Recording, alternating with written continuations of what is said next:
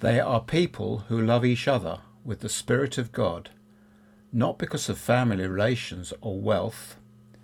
By God, there will be light on their faces, and they will be upon light. They will have no fear when the people are afraid, and they will not be sad when the people are grieved.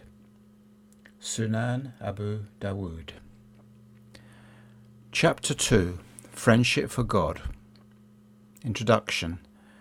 Where are those who loved one another for my glory? Today I will shade them in my shade, on the day when there is no shade but mine. The concept of love for God's pleasure is of great importance in Islam. God Almighty states, "My love is obligatory for those who love each other for my sake, who sit together for my sake, who visit each other for my sake, and who spend on each other for my sake." This relationship is known as Khuda-i-Rishta, a relationship based solely on the love for God. The archetypes of this special relationship are the noble companions of the Prophet. They loved and honoured the rights of not only their Lord and their Prophet, but also their spiritual guide, parents, brothers and neighbours. They sacrificed their homes, wealth and family for the Prophet, and it was for this very reason that he never neglected their rights. Take the people of the bench as an example. They were poor and homeless, and the Prophet placed their needs above the likes of his own daughter, all for the sake of the love for God and in pursuit of his pleasure. Therefore, the biography of Hadrat Sahib will be incomplete without the introduction of the Sangis, who played a vital role in his life. The Sangis, or companions. Qibla Alam always addressed his followers with respect and chose to refer to them as Sangis. The term Sangi is a profound term which emphasizes equality. It also takes the additional meanings of a fellow traveller, a companion, and a friend. Many loyal and trusted Sangis lived with Qibla Alam's family and performed various duties. Qibla Alam and his family valued their contributions and held them in high esteem. He never referred to the land, livestock or the langar, which is communal food, as his property. Rather he would state, "This is the land, livestock and food of the Sangis." The family would even provide the basic needs for the Sangis, and their welfare took precedence over their own family. This became a humble environment where everyone carried out his or her designated duty with utmost sincerity and devotion. Selfless service. The Sangis of Qibla Alam had immense love for each other. They had been trained by their master to put others' needs before their own. Selfless service was the main feature of Qibla Alam's teachings. Qibla Mai Sahiba states, "Qibla Alam did not tell us to read many litanies, but to serve the Sangis." The concept of selfless service is paramount on the spiritual path. Qibla Alam led by example, and so he would sweep the floor of the mosque, serve his guests, and personally took care of the sick Sangis. Qibla Alam once went to visit a Sangi who had a high fever and was in a great deal of pain. Qibla Alam began to massage him to ease his suffering. When the Sangi gradually realized what was taking place, he requested Qibla Alam to stop. "We must serve," he responded, and he continued to massage the sick Sangi. The Guardians. Of the several Sangis living with Qibla Alam, some were the guardians of Hadrat Sahib in his childhood and youth. Fakir Muhammad, who died in 1955, was at the forefront. He worked as a woodcutter. On one occasion he broke his leg in an accident. He travelled towards Mirpur to have his leg treated, but on the way he met a Sangi who took great care of him, which resulted in his recovery. After being taken to meet Qibla Alam, Fakir Muhammad became a Sangi and spent the rest of his life in Chechen Sharif. He performed numerous duties, including taking care of Hadrat Sahib. On one occasion, Hadrat Sahib was stung by a scorpion on his finger and was in great pain. His guardian, Fakir Muhammad, immediately carried him to Qibla Alam for a cure. Incidentally, Qibla Alam had a guest who was also a Sangi, and so Qibla Alam requested the guest to blow upon his son. Fakir Muhammad was annoyed by this. Perhaps he thought, what cure could this Sangi possibly give? It is the master, Qibla Alam, that should be blowing a cure onto Hadrat Sahib, not him. He was irritated, and instead of letting the Sangi blow onto Hadrat Sahib, Fakir Muhammad took Hadrat Sahib back to his room. Although his reaction may seem comical, in his simple-mindedness he was genuinely annoyed. Moreover, he knew nothing about medicine, and in his efforts to find a cure, he applied some oil on Hadrat Sahib's finger, but to no avail. Seeing Hadrat Sahib in pain, Fakir Muhammad stayed awake all night to care for him. Another of Hadrat Sahib's guardians was Muhammad Hassan. One night Hadrat Sahib was asleep, and in the dark he heard something fall from the ceiling and land on his bed. The noise woke him up, and he began to pull his bed cover and felt something soft and slippery. He called out to Muhammad Hassan, who was sleeping nearby. Muhammad Hassan could not find anything in the dark, so Hadrat Sahib asked him to switch on the torch. However, Muhammad Hassan did not know how to operate it. Hadrat Sahib lit the torch, and to his shock, Muhammad Hassan saw a huge snake on the bed. Due to the commotion, the whole family woke up and came rushing into the room. One Sangi had a stick in his hand with which he lowered the snake onto the ground and killed it. Following this incident, Qibla Ma Sahiba would not let her son sleep in that room. The caring Sangis. Ghulam Muhammad, who died in 1933, worked in the postal service in Kenya. He had so much love for his master that as soon as he arrived back from Kenya, he went straight to Chechian Sharif and stayed there for many days. It was his wish to sacrifice everything for his master's family. In his view, the pleasure of the master was better than anything else. Maulana Ghulam Nabi, died 1954, was a pious scholar who became a Sangi. He worked as an imam in the Punjab and often visited Qibla Alam on foot. Maulana Ghulam Nabi dedicated all he had to the welfare of the Sangis. His wife, also a Sangi, was a pious and kind-hearted person. She would recite Surah Yasin while grinding the wheat for the communal food, and would also teach the village children. Hadrat Sahib would refer to her as Auntie. Just like his wife, Maulana Ghulam Nabi took part in the preparation of food. He often bought a cow or buffalo to fulfill the community's need for milk. He also arranged for firewood to be brought from a distant jungle after noticing the shortage in the kitchen. Moreover, he also purchased a camel to transport the fuel to the kitchen. If he noticed the mosque needed new straw mats, he would purchase good quality mats from the Punjab. On other occasions, he brought Islamic books for the benefit of the Sangis. He would often state, "No matter where I am, my heart is always at my master's residence." Diwan Ali, who died in 1943, was the tax collector of Kulla in Kotli. He had a volatile temper and displayed no interest in holy people like Qibla Alam.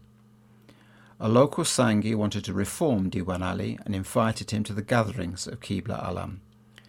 Diwan Ali pointed to his chest and indicated that his heart was locked, meaning he was not receptive to any spiritual benefit. The Sangi was saddened by Diwan Ali's response and informed Qibla Alam, who inquired about him in great detail. Gradually, Diwan Ali began attending Qibla Alam's meetings and eventually became a Sangi. His love for his master grew with such immensity that whenever he met him, he would touch his feet and sit at the back of the gathering. Diwan Ali once presented Qibla Alam with a beautiful buffalo, but he refused. Diwan Ali folded his hands and humbly requested with a grieving voice, Qibla Alam, by not accepting this gift, you have only increased this wretched person's misfortune. Upon hearing this, Qibla Alam accepted his offering as he did not want to hurt his feelings. The Negotiator. Bakar Muhammad, who died in 1976, was a qualified scholar who worked for a religious institution posted in the Dudyal area. He often prayed in a local mosque, and it was there he saw a man whose method of prayer impressed him. After one prayer, Bakar Muhammad asked who he was, and was shocked to learn that the man was in fact an illiterate farmer. He inquired from the farmer as to where he had learnt such a fine manner of prayer. The farmer replied, "From my master, Qibla Alam." The following day, Bakar Muhammad met Qibla Alam and became a Sangi. He was an intelligent person and became a confidant of his master. He accompanied Qibla Alam on his travels and took great care of his religious books. Whenever a Sangi got into trouble with Qibla Alam, they sought the intercession of Bakar Muhammad. He was an exceptional negotiator. A Sangi, who was authorized to teach people Islam in the Dudyal area, came under the influence of heretic and strayed from Qibla Alam's teachings. He gave false testimony in court, and when Qibla Alam found out, he reprimanded him and said, "We gave you permission to guide people, not to give false statements." The Sangi was enraged and no longer visited Qibla Alam. He went to many pious people for guidance, but without any success. Finally, he came back to Chechen Sharif and sought Qibla Alam's forgiveness. No one dared to intercede on his behalf, as it was well known that he had offended Qibla Alam. The Sangi then requested Bakar Muhammad to intercede for him. Bakar Muhammad pleaded to Qibla Alam, "Sire, we are all human after all, and as such, bound to make mistakes. Please, for God's sake, forgive him." Qibla Alam replied that he would forgive him on the condition that he practiced the teachings that he was given. The Deputy. Akbar Ali, who died in 1971, was a follower of another sheikh and worked in the army. One day he met a Sangi and they became good friends who both loved to talk about their respective masters. A while later, Akbar Ali had a dream and went to visit Qibla Alam, who informed him that his master had passed away. Akbar Ali was shocked at the news and went to visit his master and discovered that Qibla Alam had indeed spoken the truth. He revisited Qibla Alam and became a Sangi. Due to his loyalty to his master, he emerged as a trusted figure among the Sangis. He was granted a shirt by Qibla Alam, which he preserved with great care. He became popular in the Punjab, and through his followers he spread the teachings of Qibla Alam far and wide. The Outspoken Sangi. Faujdar Khan, who died in 1960, was a healthy and strong individual who disapproved of laziness. He worked in the customs department and was posted at various checkpoints in the state. He had a volatile temper that often got him into trouble. An outspoken person, he did not fear any repercussions from his hierarchy. On one occasion, a dervish tried to impress Faujdar Khan with his miracles. Upon seeing this, Faujdar Khan got angry and picked up a red-hot sickle and passed it over his tongue. "You so-and-so, you think you are the only one who can perform miracles," he shouted. He scolded the dervish further, saying he respected holy people but did not tolerate impostors. Despite his anger and his profession, he was a very spiritual person who was steadfast in his worship. Through his dedication and love, he became a dear and trusted Sangi of Qibla Alam. He always helped and assisted Sangis in need. He had a strong spiritual connection with Qibla Alam, and his loyalty was noteworthy. The Server and the Wrestler. Muhammad Zaman, who died in 1967, visited Qibla Alam during his studies and became a Sangi. When he completed his studies, he stayed with Qibla Alam. He was given several duties such as looking after the guests and serving the food. He had impeccable manners and was dear to Qibla Alam. Muhammad Bhutta was a professional wrestler from Jalandhar, an ancient city in the North Indian state of Punjab. He came to take part in a fight in Jhelum, and he stayed in a local hotel where a Sangi worked. A city that is 43 kilometres to the south of Mirpur, Jhelum is in the northeast of Pakistan. When the Sangi saw the lifestyle of Muhammad Bhutta, he admonished him. Muhammad Bhutta responded, "It is easy to criticize people, but difficult to direct them to the straight path." The Sangi encouraged him to visit Qibla Alam. Muhammad Bhutta repented at the hands of Qibla Alam and stayed with his master. He was a close friend of Muhammad Zaman, and they both carried out their duties together. One day, Muhammad Bhutta disappeared, and no one knew of his whereabouts or what had happened to him. Some 9 years later, a slim dervish came to Chachyan Sharif, but avoided contact with people. He either sat on his own or walked around aimlessly. Muhammad Zaman took a close look at him and inquired, "You're not Muhammad Bhutta, are you?" Muhammad Bhutta's physique had changed to such an extent that his best friend was not able to recognize him. He asked him where he had been all this time, to which Muhammad Bhutta replied, "I cannot disclose the matter in public."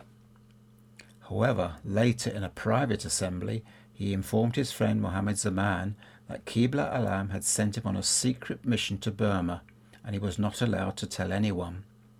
He was instructed by Qibla Alam to complete 9 years in the jungles of Burma. After spending several days at Chachyan Sharif, he sought Qibla Mai Sahiba's permission to leave and was never seen again. Loyal Sangi. Hassan, who died in 1945, was a sincere and loyal Sangi of Qibla Alam. Although he was an illiterate farmer, he had learned a lot about his faith just by observing his master. Once, a scholar prayed in the same mosque as Hassan and was deeply impressed by his method of worship, describing it as a lovely prayer. The scholar assumed Hassan was a learned person and so inquired as to who he was. He was amazed when Hassan informed him that he was merely a farmer. The scholar stated, "I have seen many learned people offer their prayers, but I have never seen a better example of prayer than this." Hassan replied, "This is how my master prays. I am merely following his example." "Then teach me to pray like this," the scholar requested. Hassan replied, "If a person is given a prescription, he does not become a doctor. All I can do is point you to the physician." The scholar was even more surprised by the thoughtful answer. Hassan informed the scholar about his master Qibla Alam and suggested he seeks guidance from him. Hassan was present when Qibla Alam was on his deathbed. He expressed his anxiety and stated, "I am an illiterate person, and only with your guidance have I led my life. What will become of me after your passing?" Qibla Alam replied, "Remember God. Establish your prayers and everything shall be fine." Following Qibla Alam's passing, Hassan remained loyal to his master's family. He helped the local villagers to dig the ground to lay the foundation of a mosque, because in those days the village mosques were made of mud. As he began to remove a large rock, the area collapsed around him and he became trapped. When his body was rescued, he was presumed dead, as there was no evident sign of life. Suddenly his lips moved, and he began to utter the first kalima. The villagers carried him to a bed and began to recite the first kalima out loud. Hassan said, "Firstly, give my greetings to Qibla Mai Sahiba and ask her to forgive my shortcomings. Secondly, call Hadrat Sahib and request him to come as soon as possible." Hadrat Sahib was at home, and when he heard the sad news, he immediately set off. When Hadrat Sahib arrived in the village, Hassan had already passed away. During the funeral procession, the local imam requested Hadrat Sahib to walk in front of him and commented, "This is the benefit of associating with pious people." He understood that the participation of holy people in the funeral prayers would surely bring hope for salvation. Female Sangi. Shah Fan-bi belonged to a wealthy Shia family. She had an employee who was a Sangi called Umar Din. He began to inform her about Qibla Alam. After visiting Qibla Alam, she also became a Sangi. Subsequently, the rest of her family became influenced by the simple and discreet method of Qibla Alam's teachings. They expressed sincere regret for their Shia beliefs and became his Sangis. Qibla Alam treated her with great respect, valued her opinion, and referred to her as his sister. She was a kind and caring person who wanted the best for her master's family and other Sangis. She loved the pure environment of Chechen Sharif so much that she made it her second home. She had a great love for Qibla Alam's children, in particular Hadrat Sahib. She played a vital role in his life, which will be discussed later. The personal assistant. Muhammad Ashraf became a Sangi at a young age. Before becoming a personal assistant of Hadrat Sahib, he also served Qibla Alam. Hadrat Sahib trusted him to carry out the most demanding tasks, and Sayyid Muhammad Ashraf never failed him. He travelled with Hadrat Sahib on numerous journeys. Sayyid Muhammad Ashraf had a keen sense of humour and often made Hadrat Sahib smile with his comments. On one occasion he stated that, "Our master, Hadrat Sahib, does not eat and will not let us eat. He does not sleep and will not let us sleep." Hadrat Sahib referred to him as the general amongst the Sangis, as he could lead them on various projects. After Sayyid Muhammad Ashraf's death, his son Sayyid came to visit Hadrat Sahib. Hadrat Sahib asked, "Is brother Sayyid here?" The mosque imam replied in the affirmative. "Where is he sat?" Hadrat Sahib queried. "He is sat on the veranda facing your door," he explained. Hadrat Sahib stayed silent for a few minutes and began to cry and said, "Ever since Sayyid Muhammad Ashraf died, I have not let Sayyid come in front of me, as his father's face is still there before me." Hadrat Sahib straightened his index finger and the other 3 fingers and stated, "Firstly, Sayyid Muhammad Ashraf served our father. Secondly, he served me. Thirdly, he served my children. And lastly, he served my grandchildren." Hadrat Sahib counted on the same 4 fingers and stated, "He never asked for himself nor for his children. He never wanted material things nor desired a reward in the hereafter for his services. He did his duty solely to please God." The Devil's Advocate. A young man called Nur Muhammad stayed in Chechen Sharif for a while before leaving to study in India soon after. He had an inquisitive mind and loved debates. He studied with various sectarian groups. During his studies he became ill, and a physician advised him to live in a cold climate. Nur Muhammad returned to Hadrat Sahib, who was residing in Sangis, a large Kashmiri town which is 63 kilometres to the north of Mirpur. If someone talked about any religious matter, he would debate with them, and often played the devil's advocate, so no one knew what beliefs he held. Whenever the Sangis heard Nur Muhammad's views, they would ask Hadrat Sahib as to why he kept a heretic with him. Hadrat Sahib reassured the Sangis, "Nur Muhammad is ill and needs us. If we do not take care of him, who will?" One day Hadrat Sahib questioned him, "What is your sect?" He stated he followed the Quranist sect that does not accept the authority of the prophetic traditions. Due to his association with Hadrat Sahib, Nur Muhammad gradually began to change his viewpoint. He became a sincere and kind-hearted person who was always keen to serve the Sangis. He served Hadrat Sahib during his stay in Agur before the building of the mosque.